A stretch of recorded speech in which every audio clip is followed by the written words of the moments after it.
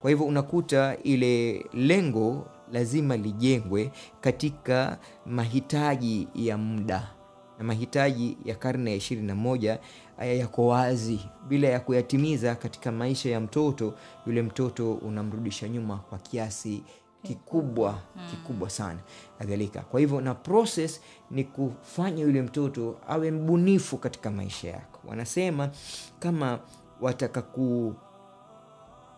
wataka kutumia pesa bila ya kuhesabu ukiwa mkubwa, fanya kazi, soma bila ya kuangalia saa ukiwa mtoto.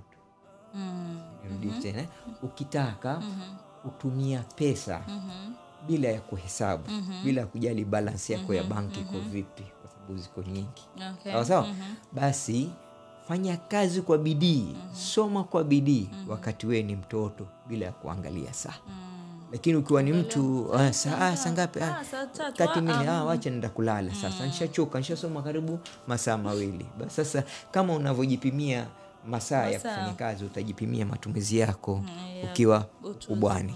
Kwa hivyo mtoto lazima afundishwe kwamba there is no limit in life. Kweli. Unaweza kukua kwa mtu yoyote unayetaka kuwa.